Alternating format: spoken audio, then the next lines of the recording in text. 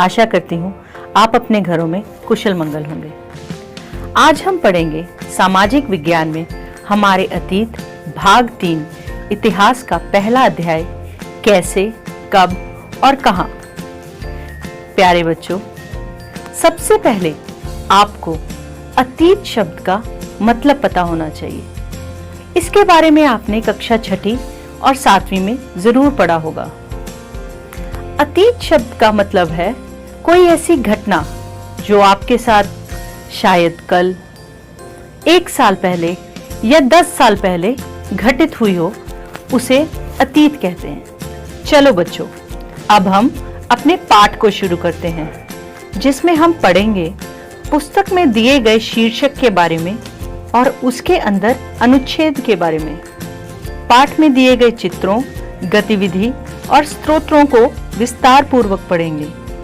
हमारा पहला शीर्षक है तारीखें कितनी महत्वपूर्ण होती हैं। बच्चों, इस अध्याय का उद्देश्य ये है कि जो आपने इतिहास के लिए धारणा बना रखी है कि इतिहास वो नहीं है जो हम तारीखों में समझते हैं, जैसे किस दिन राजा पैदा हुआ, किस दिन वो मरा। हम ये समझने की कोशिश करते हैं कि शहर, गांव कैसे बने, किन किन राजाओं ने अपने साम्राज्य को आगे बढ़ाया और किन किन कारणों के कारण कई राजा अपना साम्राज्य नहीं बढ़ा पाए और इनके बढ़ने से हमारी जीवन शैली में क्या क्या अंतर आए। इस तरीके से देश और विदेश में विभिन्न घटनाएं हुई जिन्होंने हमारे सामाजिक परिवर्तन में महत्वपूर्ण भूमिका निभाई। बच्चों, आप अपने अपने घरों में चाय या कॉफी तो पीते ही होंगे और रेलगाड़ी में सफर करते होंगे। खिड़की से बाहर झांकते समय आपके मन में ये सवाल उठ सकता है कि चाय और रेलगाड़ी का चलन कब हुआ? तो बच्चों, इनका चलन अंग्रेजों के समय में हुआ था। अब हम बात करेंगे पाठ में दिए गए पहले चित्र के बारे में। यहाँ ये बताया गया है कि जब रॉबर्ट क्लाइव भारत में आए थे तो इनको ये लगा कि पूरे भारत का मानचित्र तैयार करना बहुत जरूरी है, तो उन्होंने ये काम रेनेल को दिया कि नक्शा बनाना जरूरी है। उसी के हिसाब से हम अलग अलग जगह पर आक्रमण और शासन करेंगे। इस चित्र में दिखाया है कि 1782 में भारत के लोग अपने प्राचीन पवित्र ग्रंथ और शास्त्र ब्रिटिश सत्ता की प्रतीक ब्रिटानिया को सौंप रहे हैं, मानो वे उसे भारतीय संस्कृति की रक्षा के लिए दे रहे हैं। अब आगे बढ़ते हैं। अब हम बात करेंगे उन चीजों के बारे में जो लंबे समय में घटती हैं। जैसे मैंने आपसे पहले ही कहा था कि कई घटनाओं के लिए कोई तारीख तय करना वाकई गलत होता है, जो एक समय तक चलती रहती हैं। भारत में लोगों ने एक दिन सुबह सवेरे चाय पीना शुरू नहीं कर दिया था। इसका स्वाद धीरे धीरे उनकी जुबान पर चढ़ा था। इसी तरह हम अब दूसरा उदाहरण लेते हैं। अब हम बात करेंगे ब्रिटिश शासन, राष्ट्रीय आंदोलन, अर्थव्यवस्था या समाज में आए बदलाव के बारे में। तो बच्चों, इससे हमें ज्ञात होता है कि ये सारी घटनाओं के लिए कोई स्पष्ट तिथि नहीं हो सकती। ये सारी चीजें एक लंबे समय के लिए घटती हैं। ऐसे में हम सिर्फ एक अवधि की ही बात कर सकते हैं। बच्चों, इससे पहले हमने बात करी तारीखों को अवधि में बात करने की। अब हमारे पास ऐसी भी घटनाएं हैं जिनको हम तारीख के हिसाब से बता सकते हैं। हमारे अतीत में इतिहासकारों ने लिखा है कि कौन से साल में राजा को ताज पहनाया गया, कौन से साल में उसने लड़ाई लड़ी और वो कब मरा, और उसके बाद कौन सा शासक उस गद्दी पर बैठा। इन घटनाओं में तारीख बताई जा सकती है या फिर निश्चित तिथि बताई जा सकती है। बच्चों, एक और बात, तारीखें अपने आप में महत्वपूर्ण नहीं होती। जो तारीखें हम चुनते हैं, जिन तारीखों के इर्द गिर्द हम अतीत की कहानी बुनते हैं, उसके साथ उस समय की खास घटनाओं को महत्वपूर्ण मानकर हमें चलना है। अगर हम नए मुद्दों पर ध्यान देने लगे तो तारीखें भी बदल जाती हैं। चलो बच्चों, अब हम आगे बढ़ते हैं। अब हम आपकी किताब में दिए गए दूसरे चित्र की बात करेंगे। ये चित्र लिप्टन चाय के लिए तैयार किया गया। ये चित्र हमें ये दर्शाता है कि दुनिया भर के शाही लोग यही चाय पीते थे। बच्चों, आप इस चित्र को ध्यानपूर्वक देखिए। इसमें आपको दिख रहा होगा कि इस चित्र के पीछे एक भारतीय महल है। इसी चित्र में आगे की तरफ ब्रिटेन की रानी विक्टोरिया का तीसरा बेटा राजकुमार आर्थर अपने शाही घोड़े पर बैठा हुआ है। आपको ये भी पता होना चाहिए कि राजकुमार आर्थर को ड्यूक ऑफ कनॉट की पदवी से नवाजा गया था।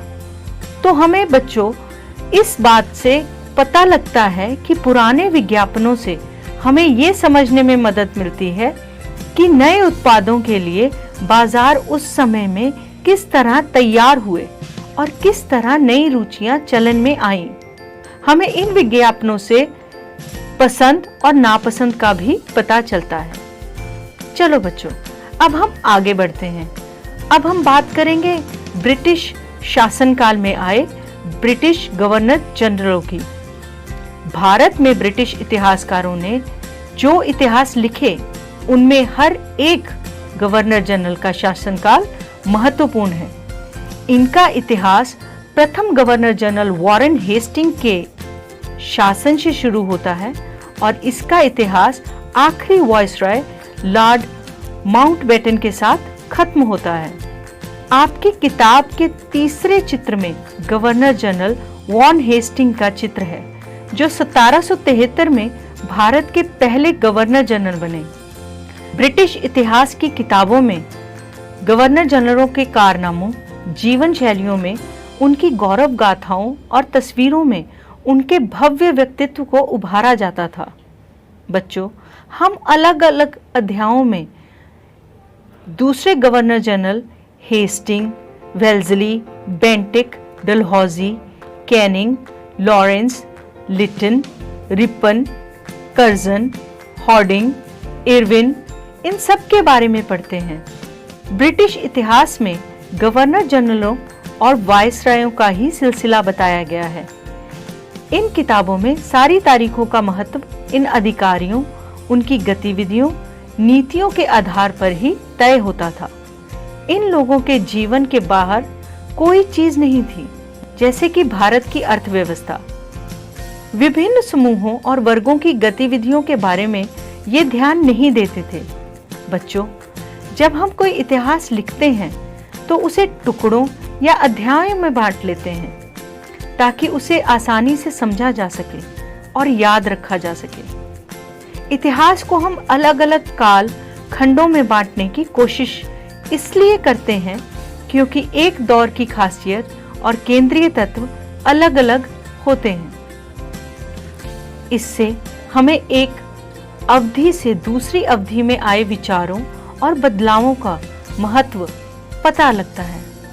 बच्चों, 1817 में स्कॉटलैंड के अर्थशास्त्री और राजनीतिक दार्शनिक जेम्स मिल ने 3 विशाल खंडों में ब्रिटिश भारत का इतिहास नामक एक किताब लिखी। अब हम जेम्स मिल द्वारा लिखी गई किताब के प्रमुख बिंदुओं का वर्णन करेंगे। इस किताब में उन्होंने भारत के इतिहास को हिंदू, मुस्लिम और ब्रिटिश इन 3 कालखंडों में बांटा था। मिल को लगता था कि एशियाई समाज सभ्यता यूरोप के मामले में पीछे है।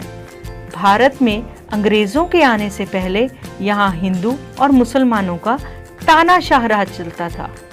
यहाँ चारों ओर धर्म, बैर, जातिगत बंधन और अंधविश्वासों का ही बोलबाला था। मिल का सोचना था कि ब्रिटिश शासनकाल भारत को सभ्यता की राह पर ले जा सकता है। इसके लिए उसे सबसे पहले भारत में यूरोपीय शिष्टाचार, कला, संस्थानों और कानूनों को लागू करना होगा। मिल का मानना या फिर उसे ये सुझाव देना कि अंग्रेजों को भारत भूभाग के पूरे हिस्से पर कब्जा करना चाहिए ताकि भारतीय जनता को ज्ञान और सुखी जीवन दिया जा सके।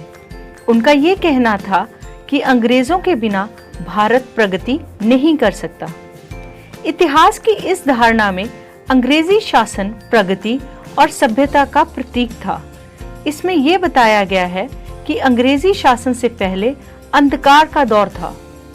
बच्चों, इतिहास अलग अलग लेखकों के द्वारा लिखा जाता है। अलग अलग लेखकों की राय भी अलग ही होती है। जैसे हम ब्रिटिश काल की बात करें तो उस काल में उन लोगों के जीवन शैली, समूहों और वर्गों को ध्यान में नहीं रखा, तो कई लोग इस ब्रिटिश इतिहास से नाखुश भी थे। इतिहासकार भारतीय इतिहास को आमतौर पर 3 भागों में बांटते हैं: प्राचीन, मध्यकालीन और आधुनिक काल। इन खंडों में बांटने की समझ हमें पश्चिम से ही आई है। पश्चिम में आधुनिक काल को विकास का युग माना जाता है, जिसमें विज्ञान, तर्क, लोकतंत्र, मुक्ति और समानता जैसी आधुनिकता की ताकत थी। मध्यकालीन समाज वे समाज थे जहां आधुनिक काल की ये विशेषताएं नहीं थी। तो बच्चों, हम ब्रिटिश शासन को आधुनिकता का काल नहीं कह सकते, क्योंकि इनके समय में लोगों के पास समानता, स्वतंत्रता या मुक्ति नहीं थी और ना ही आर्थिक विकास और प्रगति का दौर था। इसलिए बहुत सारे इतिहासकार ब्रिटिश शासन के समय को औपनिवेशिक युग समझते हैं। तो अब हम ये पढ़ेंगे कि उपनिवेश होता क्या है। बच्चों,